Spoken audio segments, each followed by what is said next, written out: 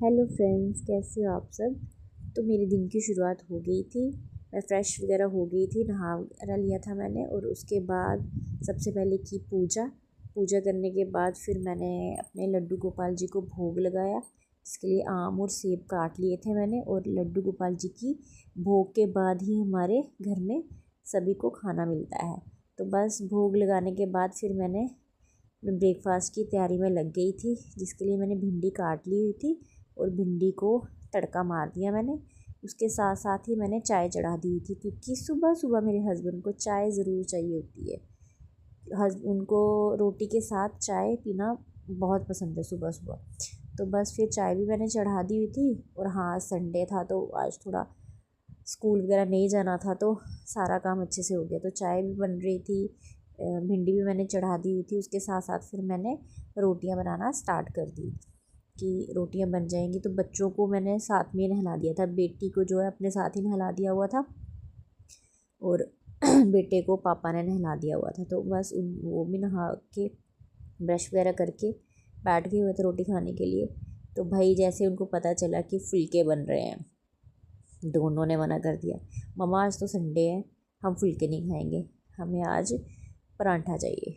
तो बस फिर उनके लिए परांठा बनने लगा, तो हस्बैंड बोलते मुझे भी परांठा चाहिए।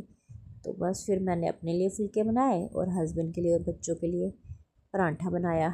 तो बस उनको परांठा वगैरह दिया, उन्होंने ब्रेकफास्ट वगैरह किया, मैंने भी ब्रेकफास्ट कर लिया हुआ था।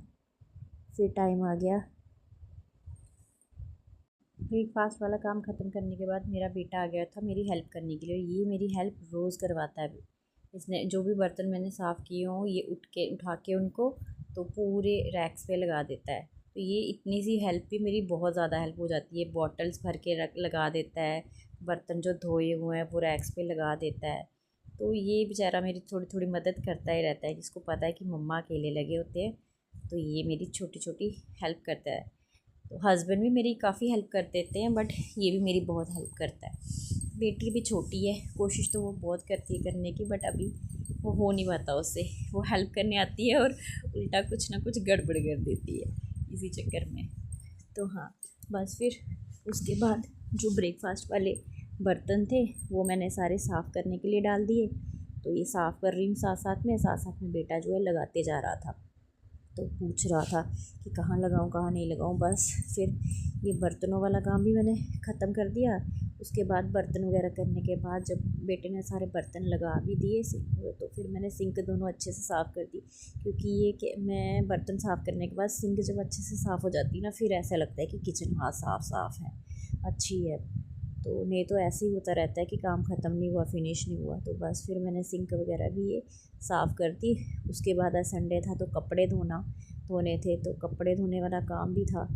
तो ये देखो, ये सिंक वगैरह साफ़ होगी। फिर आ गई मैं वॉशरूम में, और बाथरूम में मैंने ये अपनी क्या बोलते हैं उसको, वॉशिंग मशीन ऑन कर दी कपड़े डाल के, कि साथ साथ में चलो कपड़े भी धुलते जाएंगे, साथ साथ में बाकी काम भी होता जाएगा। तो कपड़े मैंने वॉशिंग मशीन में धुलने के लिए डाल दिए हुए थे। संडे को बहुत काम होता है कपड़ों वगैरह का, क्योंकि यूनिफॉर्म होती हैं। हाँ, बीच में भी मैं धोती रहती हूँ, बट संडे को जो होती है वो सारी इकट्ठी करके धोनी होती है। तो बस धोने के बाद ऊपर छत पे आ गई थी मैं सुखाने के लिए कपड़े। तो सारे कपड़े सुखाने के लिए डाल दिए। फिर उसके बाद सब्ज़ियाँ वगैरह जो हार्वेस्टिंग के लिए थोड़ी रेडी हो गई थी, तो मैंने सोचा चलो तोड़ लेती हूँ, नहीं तो फिर ये भिंडियाँ जब ज़्यादा बड़ी हो जाएँ तो ये क्या हो जाती है, ख़राब हो जाती हैं ऐसे। फिर ये ना तो अच्छी लगती है खाने में, और ये ना तो काटी जाती हैं, तो ऐसे ख़राब हो जाती हैं। तो फिर मैं जब किचन गार्डन में पीछे आई तो भिंडियाँ काफ़ी लगी हुई थी, वो थोड़ी बड़ी बड़ी भी हो गई थी। तो अगर आज मैं इनको हार्वेस्ट नहीं करती तो मुझे लगता है कल तक ये ख़राब हो जानी थी, ये खाने लायक नहीं रहनी थी। फिर ये ऐसे कराड़ी जैसी हो जाती है, कटती ही नहीं है ये। तो बस मैंने भिंडियाँ हार्वेस्ट कर ली। तो भिंडियाँ हार्वेस्ट करने के साथ साथ जब देखा मैंने कि बैंगन भी थोड़े हो गए थे, वो भी फिर मैंने तोड़े। और साथ में करेले की बेल जो मेरी है वो भी काफ़ी फैल गई हुई है, और उसके ऊपर भी काफ़ी करेले लगे थे। तो भिंडियाँ लेकिन मुझे बहुत ज़्यादा मिली, मुझे लग नहीं रहा था कि इतनी मिल जाएंगी, पर काफ़ी ज़्यादा हो गई थी, क्योंकि एक दो दिन से मैं पीछे किचन गार्डन में नहीं आई थी।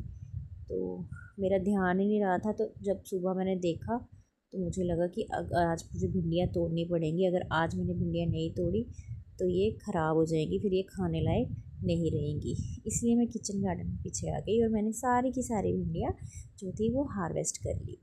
फिर भिंडियों के साथ साथ लगे हाथ मैंने जो थे करेले वगैरह वो भी हार्वेस्ट कर लिए और बैंगन भी हार्वेस्ट कर लिए। तो साइड में मेरी मिर्चियाँ लगी हुई हैं जिसमें खूब मिर्चियाँ लग रही हुई हैं। ये साथ में जो दिख रहा है आपको ये है बिलपत्री, जो इस बार सावन महीने में मतलब कि इसका बहुत वो माना जाता है शिव जी भगवान जी के ऊपर चढ़ाने का। तो फिर मतलब कि मेरे घर में ही लगी हुई है, तो मैं तो मंडे को तोड़ते नहीं, तो इसलिए मैंने आज संडे को ही ये तोड़ के रख ली हुई थी, क्योंकि कल मंडे है तो पहला श्रावण मास का पहला सोमवार है, तो ये चढ़ाने के लिए रखती हुई थी मैंने तोड़ के। फिर मैंने करेले भी तोड़ लिए और ये यहाँ पे बीन्स जो है रोंगी की बेल जो बीन्स की मैंने लगाई हुई, ये भी काफ़ी फैली हुई है लेकिन बीन्स इसमें लग ही नहीं रही है। तो फिर भिंडियाँ, करेले और बैंगन मुझे अच्छे खासे मिल गए थे। मिर्चें मैंने आज तोड़ी नहीं क्योंकि वो थोड़ी दिन पहले ही मैंने हार्वेस्ट की हुई थी, मैं भी कल शायद हार्वेस्ट की थी। फिर शाम की बनाई चाय, तो बच्चों ने चाय वगैरह पी। तो बस ये था मेरा आज का ब्लॉग। आई होप आपको अच्छा लगा होगा तो प्लीज़ लाइक करना, शेयर करना।